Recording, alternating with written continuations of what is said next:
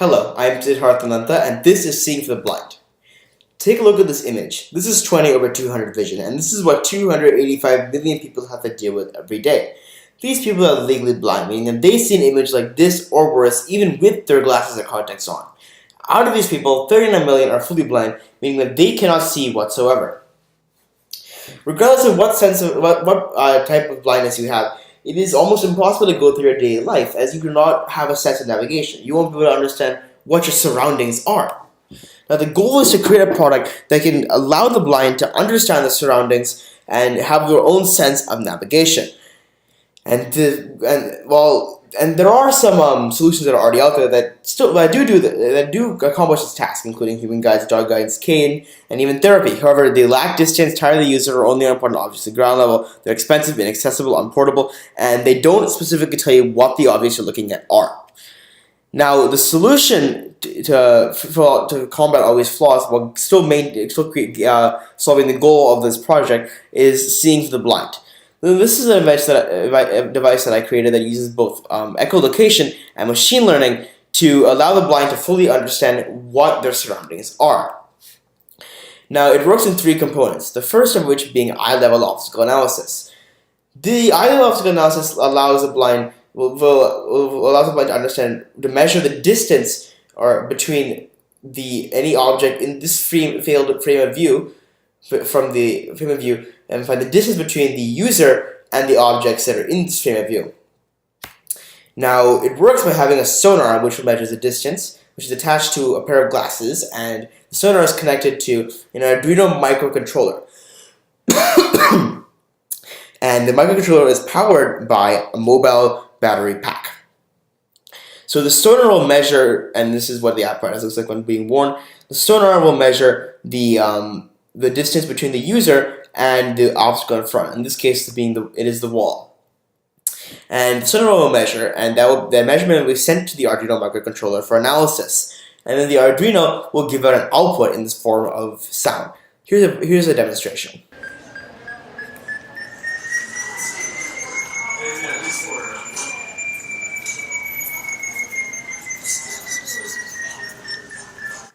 So as I walk towards the obstacle, which in this case is the wall, the pitch of each beep will start to increase, and the time in between each beep, that will decrease. So it gives the blind a sense that they are coming closer and closer towards an object.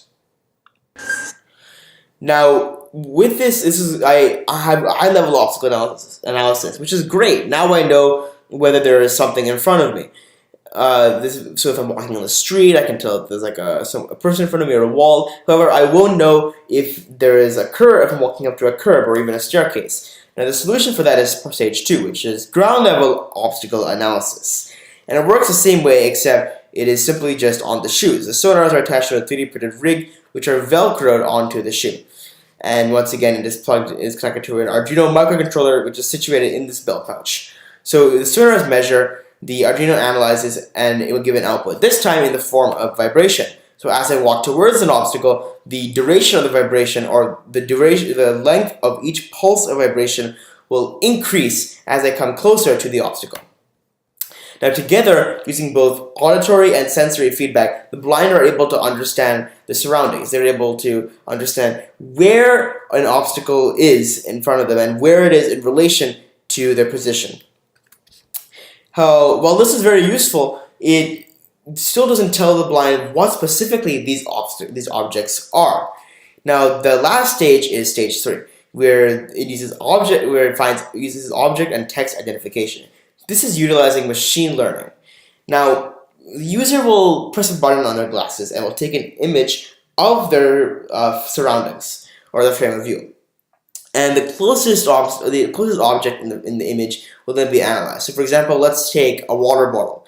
The water bottle will be broken up into its individual pixels and put into a deep learning network for object recognition. And in the end, an output will be given and it will identify that this object here is a water bottle. So the computer will read back water bottle.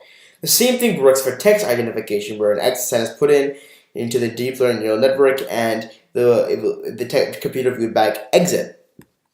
I hope to add facial recognition in the future so the blind will be able to recognize loved ones. Now, in the end, the blind are able to get a full spatial awareness because they understand where the obstacles are around them and what those obstacles are. This is an incredibly useful invention because it benefits 285 million people and gives them an artificial sense of sight, something that's very critical to surviving in today's world. This is also a very creative solution and different than the other solutions that are currently out there because it is allowing the blind to be fully independent without having to rely on a cane or a guide. And it also combines all the benefits of all these different aids all into one product. Now, in the future, I hope to make this much more compact, so it's easier for the blind to use. I hope to make it into these small clip-ons that can clip onto your shoes or your glasses and will work wirelessly, so it's much more intuitive, much more comfortable for the blind to work with. Now, the total cost to build this product is $60, and this is the price for this is the sum of all the materials. Now, the most expensive components are the computer chips, and when this is mass produced, the price will go down as the computer chips can become more specialized to this product, and the total cost is projected to decrease to about $5 to $10. Now, now this is a very cheap solution, and given that 90% of the blind are located in third world countries, having a very low cost, high-tech solution is very useful and applicable to this market. This is Seeing for the Blind, and I thank you for your attention.